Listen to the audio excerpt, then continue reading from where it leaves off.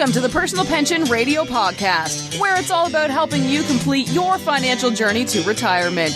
Discover time-tested strategies and get unconventional insights into wealth building and retirement that actually work. Break away from the herd and go for the retirement you dream of. And now, here's your host, the income engineer, Kraig Strom.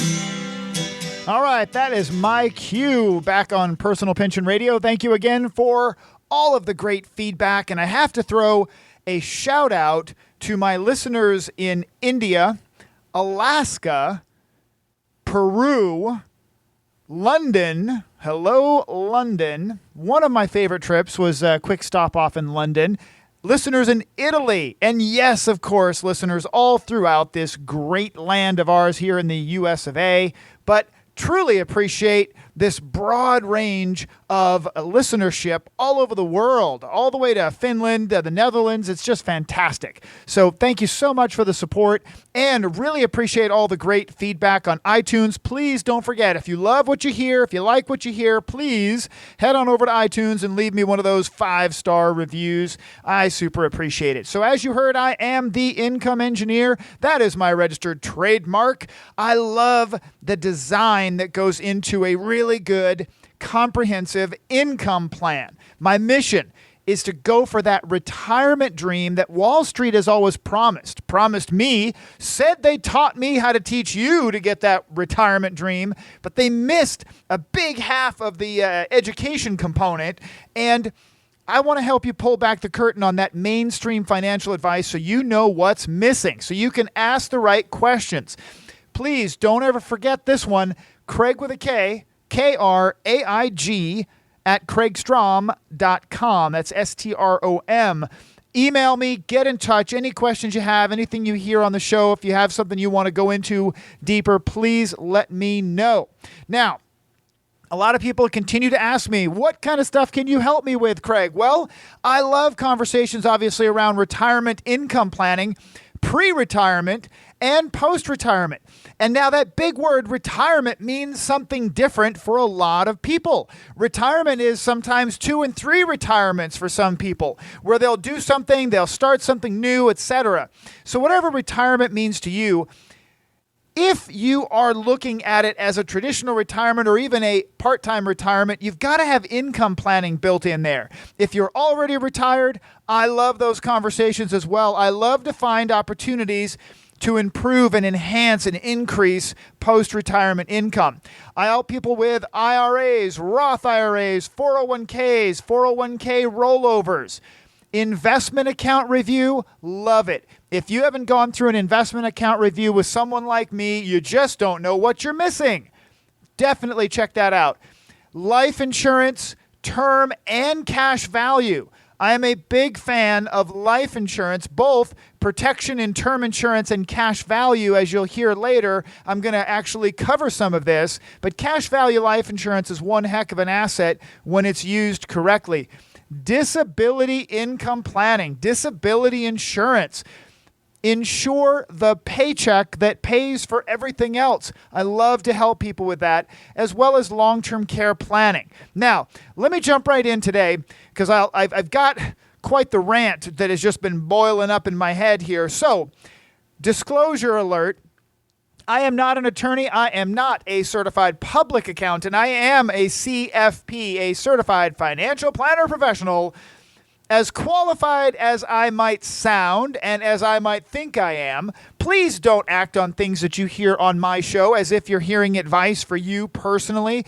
And dear goodness me, please don't act on things that you hear from financial entertainers like Dave Ramsey and Susie Orman and anybody out there who's not licensed as a qualified, regulated, licensed financial planner. Please don't act on things that you hear on those kinds of shows. Now, a deal of the week. I've just got to give another shout out, if you will, to AliExpress.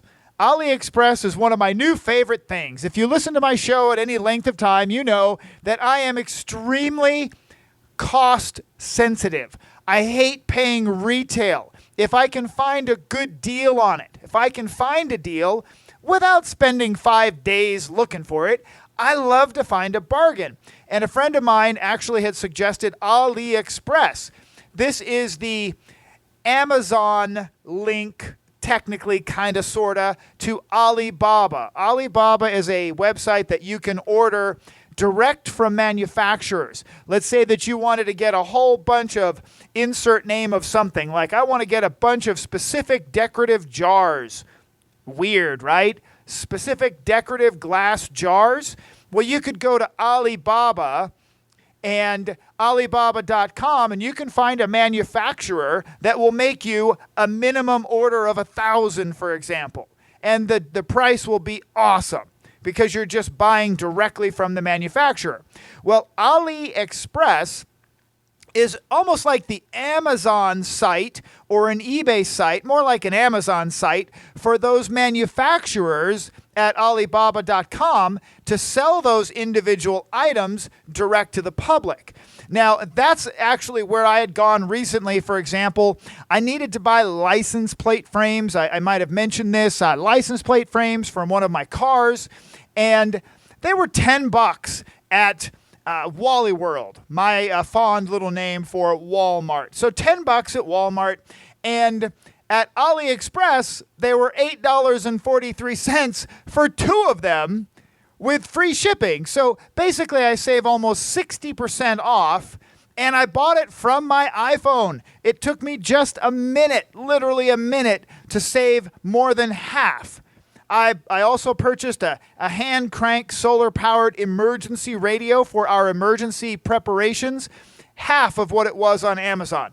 Steering wheel cover for my old car that my daughter used to have. Half of what it cost, less than half of what it cost on Amazon. So AliExpress is my new favorite site for the deal of the week this week. So if you haven't checked it out, take a look at it. There's a cool app for your iPhone or your Android. Now, segment 1, watch your step. Last week, I reminded my listeners to look and ask about advisor biases. All advisors, all salespeople, financial advisors, dentists, doctors, lawyers, all the professions that you might interact with, we all have our own biases. If you're not paying attention, you might overlook those biases. So I'm encouraging you to take a look. In the financial advisory world, you've got commission-based advisors, definitely a bias. That doesn't mean that all commission-based advisors are bad. There are people like Dave Ramsey on his radio show who will talk negatively about commission-based advisors and, oh, geez, you don't want to work with one of those. Those guys are terrible. Well, that's not true. Do you realize, folks, that there are commission-based lawyers? There are lawyers all across the country that get paid basically on commission. Do you know there are dentists that get paid essentially on commission based on products and services that they sell in the dental office, right? Commission-based doesn't mean that the advisor or professional is automatically bad, but you do have to pay attention to the bias that might be inherent. How about assets under management? Advisors who charge fees based on how much money they manage, well, clearly they have a bias towards more assets under management. Same with fee-only. Fee-only advisors, they're going to have a bias. They got to get more fee-only clients. I fall into the category of fee-based. A fee-based advisor is one who has no problem whatsoever getting a commission if that's appropriate. No problem whatsoever charging a flat fee if that's appropriate. No problem charging an assets under management fee if that's appropriate. A fee-based advisor has a comprehensive perspective on the financial world, okay? So this week, though, I want to spend some time on this idea that the financial world never teaches people how to build their personal financial castle correctly, right? They just don't. So I'm reading this article in Inc. magazine about a wife who inherited her husband's company after his death. She struggled after his death to piece things together. he had jotted down some notes like links to his bank accounts and contact numbers along with vague directions and information about his company. Leukemia took his life, and only days after the funeral, this is in the article in Inc. magazine, only days after the funeral, his widow finds out that her husband, now deceased, had left her an insolvent, essentially bankrupt company that is all but underwater and going out of business. The article was one of triumph over adversity. She fights her way back to success. She learns the ropes. She gets in there in a male-dominated world, and she fixes it, and she struggles and fights her way back, and her company, her husband's company, now hers, has survived. Right? Well, what do I see? What do I see? What I see is this question burning in my head. Where was the part in the story that says she was so grateful that her loving husband had purchased a large life insurance policy to protect her? Where was the part of the story that said the news of her husband's company and its financial difficulties was really tough, but the life insurance money that her amazing, fantastic husband gave her as a last love letter empowered her with the financial resources to take action? Where was that part of the story, right? A multi-million-dollar life insurance policy would have been less than a couple $100s a month. Build the castle right, folks. Pay attention. Protect the castle. And that means everybody in it. If you have a spouse at home with children, good night, folks. Come on. If you're sitting there listening to this and you've got a wife at home, a husband at home who's with the kids, you got 1 kid, 2 kids, husband at home, wife at home, whatever it is, and you're sitting there with $1 million of life insurance saying, oh, that's going to be just fine for them. They'll be all right. No, that is not correct. Life insurance is about giving your family, your survivors, the financial empowerment they need to be able to take care of business, to replace your paycheck, to survive, right? Comfortably survive. After reading this, folks, it just again drives me nuts. Protect the castle first. Then you build a strong foundation of liquidity. Not investments, not stocks, not 401ks, liquidity, cash on hand, money that's accessible for opportunities and emergencies. Then you invest, then you grow, then you start to put into long term. That's it. Protect it, foundation, growth. After reading this article, I asked my wife if she would take a look at my bank reconciliation process in my accounting software.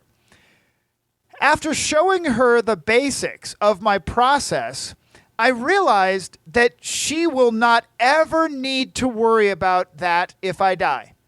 If I die, my wife will have enough life insurance to pay a bookkeeper and an accountant, and she'll actually need a bookkeeper and she'll need an accountant. She won't ever have to worry about balancing a checkbook. She'll never, ever have to worry about anything financially because I have protected my castle. I have disability income insurance and I have life insurance. I have a lot of life insurance. My wife will never have to worry about making a mortgage payment. She'll never, ever have to worry about going back to work, ever. She's going to be okay. Can you say the same thing about your spouse? Right? Can you say that? It's something that if you can't, I encourage you, get in touch with me, Kraig at kraigstrom.com. Let's fix it. I'm going to say this. That's what a good spouse does, especially for the stay-at-home spouse and, if you have them, your children. That's what a good spouse does. You buy enough life insurance, really get the right amount of life insurance, and you get disability income insurance. I have it. I encourage people to get it. Yes, do I spend a couple $100 a month extra on disability insurance? And I believe in my brain, yeah, that's never going to happen to me. But I know that if I get busted and broken, I've got enough money coming in on disability income insurance to pay for my mortgage and my groceries, and we'll live okay if I'm disabled, if I'm broken, busted, can't work. And if I die, my wife is fine. She is totally okay. So please, fix your protection first. I can help. No obligation whatsoever. I will review the moat around your castle. Email me, Kraig@kraigstrom.com. All right, now, segment 2. This is a Kraig rant. Okay, this is going to be my Kraig rant and another opportunity to listen to something on the radio on my drive home in traffic, and I'll get to it in a sec. Last week, I've had a lot of feedback on my episode about LIRPs, LIRPs, life insurance retirement plans. Just because it's in a book doesn't mean that it's right, okay? A listener had mentioned a book that I had not read yet. It's called The Power of Zero. I am a huge fan of cash value life insurance. I'm a huge fan. However, this book that was referenced, go back and listen to the episode. Really important to pay attention to this. If you've heard this phrase, LIRP, please go back and listen to that last episode. It's important. Now, this week, another Dave Ramsey rant. Okay? Dave Ramsey, and I listen to Dave Ramsey more than most people who like Dave Ramsey because I want to hear what he's saying. Inevitably, I come across folks that have heard something he said or read something that he said, and I just want to know what he's saying. And it also kind of drives me nuts that he can say things with such authority, and there's no regulatory oversight whatsoever to call him out on it. And in my own little way, in my tiny little way, on my little microphone, I'm going to call him out when I hear it. I'm just so sick and tired of hearing it. I wish there was someone in my audience who actually had a connection to the news media, a connection to a reporter who was brave enough to put together an actual piece, a news report on some of Dave Ramsey's really bad advice. I would love to talk to a news reporter who actually wants to do an expose on the bad financial advice that Dave Ramsey hands out all the time. But that'll probably never happen. So this is what happened here this last week. I was enjoying my Southern California traffic, and I was switching between radio stations. And of course, right at the end, I wasn't listening the whole show. I was in the last part of his show. I caught Dave Ramsey on May 3rd. This guy is absolutely amazing, just drives me insane, and it gets me all riled up. And I suppose that's what he wants to do. He has this bully pulpit, and none of the regulators in my industry challenge him whatsoever. Just before the caller, right? Just before the caller that I'm going to speak of, Dave Ramsey pitched term life insurance with the company that advertises on his show. He has a company that advertises term life on his show. They've been on the show forever, and clearly they spend a lot of money with him to advertise. As long as they only ever sell term life insurance, I'm sure that's how they maintain a good, happy relationship with Dave Ramsey and his people. So just before he pitched term life insurance, and he recommends 10 to 15 times your income. This is one of those areas where Dave Ramsey and I totally agree that if you're going to buy life insurance, it's about replacing your income. So if you make $100,000 a year, you should probably have $1 million to $1.5 million or more if you want to just replace your paycheck. If you want to pay off a mortgage, you better get more, right? So he pitches term life insurance. You got to get 10 to 15 times your income, okay? Term life insurance, as you heard me say, is about insuring the ATM machine. It's ensuring your ability to earn a living. You need way more than you think. Now, during the advertisement, this advert for life insurance and this life insurance company that he's pitching. He said, stay away from cash value life insurance. He says that all the time, no matter what, never buy cash value life insurance if you are a devotee blindly following Dave Ramsey. Right after this life insurance commercial, he takes a call about life insurance. I wonder if they set that up. Of course they did. The caller to his show asks, my wife and I have a term insurance policy worth $250,000 each and a whole life insurance policy worth $25,000 on each of us. Should we keep the whole life or get rid of it? What do you think Dave Ramsey is going to say? Well, here's what he says. He says, whole life and cash value insurance is one of the worst financial products on the market today. Now, here's a little side note. Cash value whole life insurance has been on the market for about 200 years. 200 years. He says it as if it's like this brand new thing. You don't want to avoid that new thing. This thing's been around for 100 plus years. It is the payday lender of the middle class. That's what his next comment was. It is, whole life insurance is the payday lender of the middle class. What? Point of clarification, folks. Payday lenders charge 20 to 30% interest on short-term loans to people who cannot afford to buy groceries because their paycheck will not come in for 3 days. Cash value life insurance is the payday lender of the middle class? What? That's amazing. Payday loans are one of the just worst things out there that you can do financially. And he just compared cash value life insurance to one of the worst financial vehicles that you can access. Now, by the way, payday loans, I don't consider them predatory loans. You know what you're getting into. If you're going to walk in the door and walk out with a 27%, 30% interest, sometimes more, you know what you're doing. You're signing your name. That's unfortunate. They're not good at all. But to compare cash value life insurance to payday loans, unbelievable. And then he says this.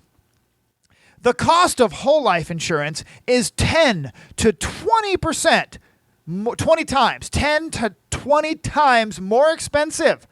The reason for this is that whole life is guaranteed to pay a death benefit, folks. Think about it. The reason that term life insurance is so cheap is that 99% of the time, nobody gets a death benefit. The insurance companies know the game. That's why term insurance is so cheap.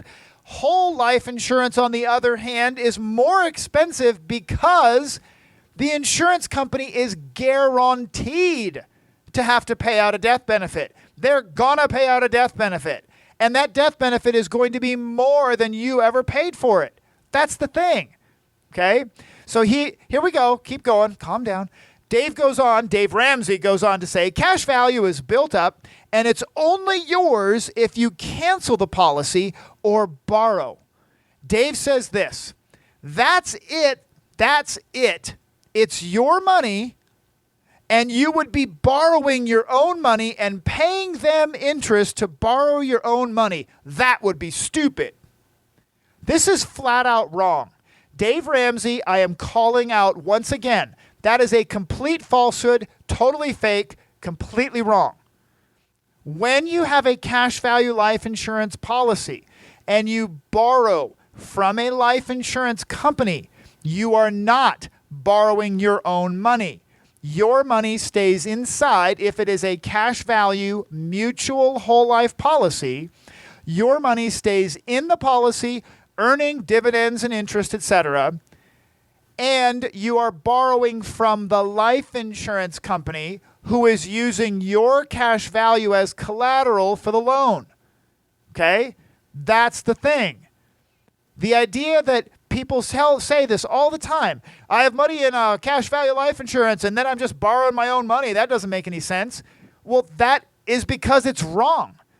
You're borrowing from a life insurance company, not your own money. That's one of the things that makes cash value life insurance, designed correctly, one of the best assets that most people can have. Now, Dave Ramsey goes on to say that the rate of return on whole life policies is national average of 1.2%. That's a lousy long-term investment. And then he says when you die, they pay out the death benefit and not the cash value. The key item is that the cash value policy pays out a death benefit. Term insurance, as you heard me say earlier, rarely, ever 1 or 2% of all term policies pay a death benefit, right? Hey, Dave, whole life insurance companies mark their term up? What? Whoa. He goes on to say whole life insurance companies mark their term insurance up so that it is not as apparent you are paying way too much for whole life. Think about this, folks. This is, again, another complete falsehood that Dave Ramsey will totally get away with. Nobody will call him on it. Whole life insurance mark their term insurance up so that it is not as apparent you are paying way too much for whole life insurance. Wrong. Totally wrong. Whole life insurance companies do not ever have the cheapest term insurance because they allow for conversion of their term insurance into their whole life insurance policies.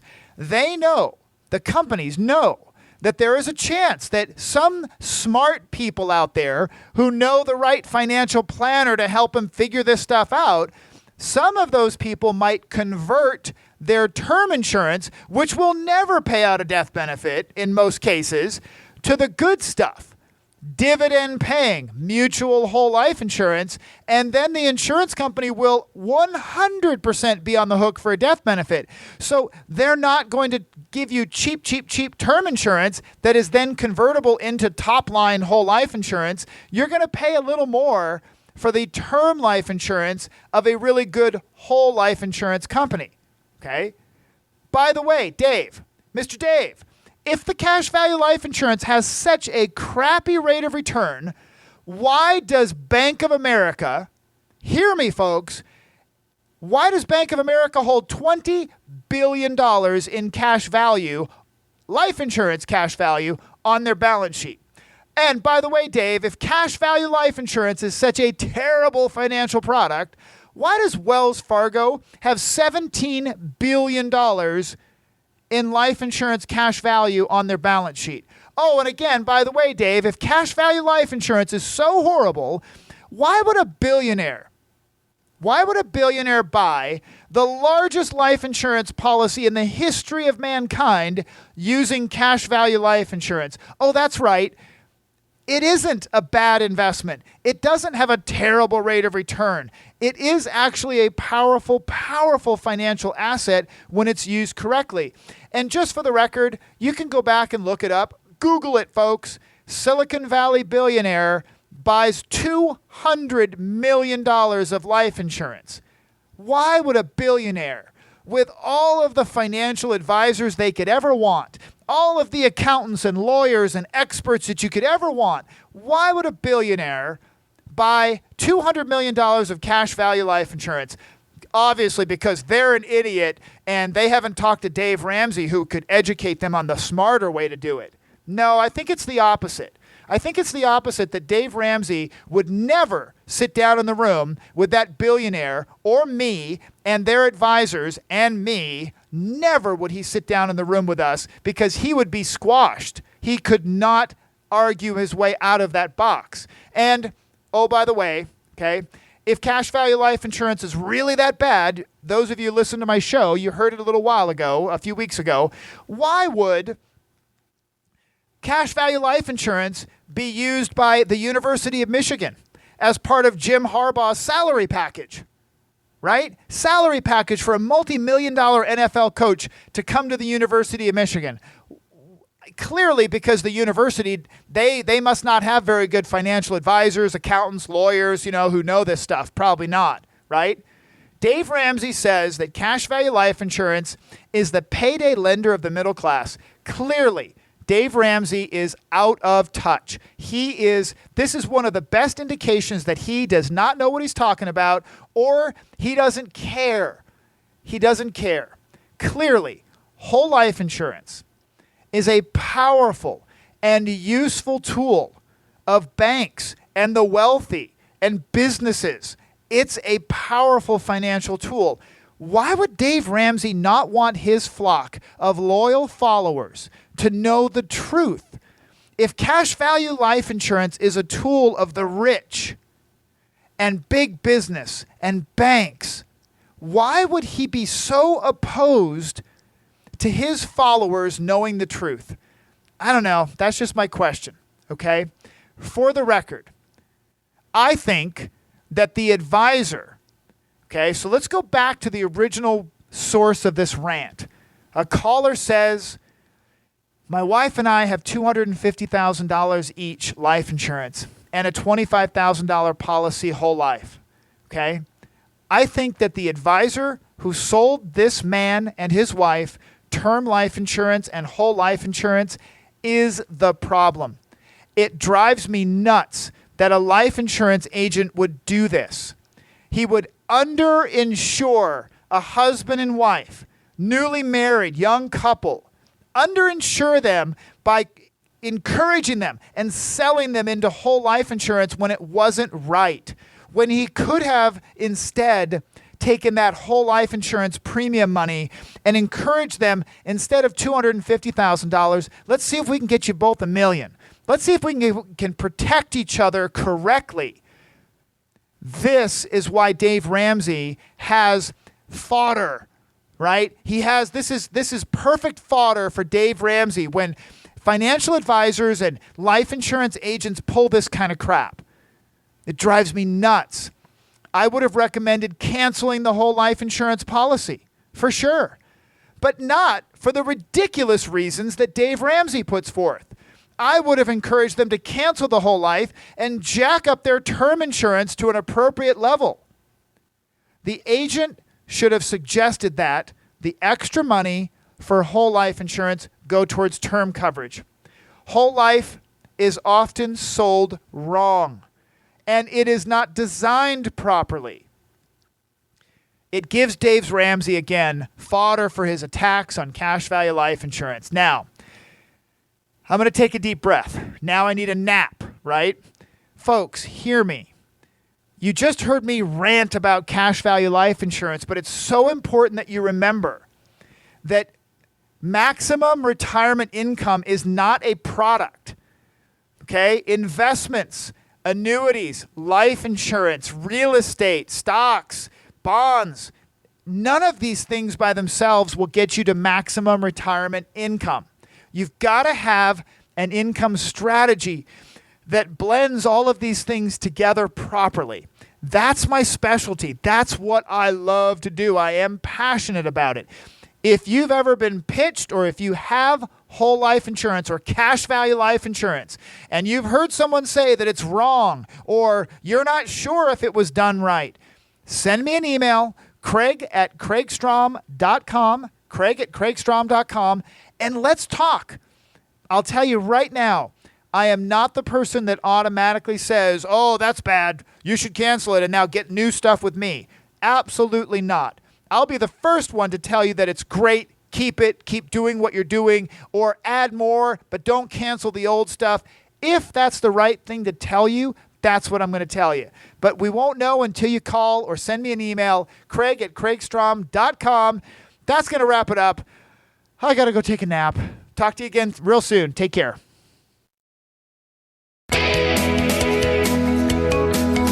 Thank you for listening to the Personal Pension Radio Podcast. If you missed anything during the show, that's okay. We took the notes for you. Check the show notes for links, offers, and a full transcript. And don't forget to head over to personalpensionradio.com and download your free retirement income report. While you are there, we would appreciate some iTunes love. Please leave us a fantastic rating on iTunes by going to personalpensionradio.com/iTunes. Thanks again for listening. Now for the disclosure. Information presented is for educational purposes only and is not intended for solicitation, sale or purchase of any security or financial product. Be sure to first consult with a qualified financial advisor and your tax professional before implementing any strategy discussed here. The term personal pension refers to a marketing name designed to educate future retirees and retirees about the economic principles behind creating their own pension-like income. The term personal pension is not intended to be confused with a defined benefit pension plan offered by an employer or by a government entity.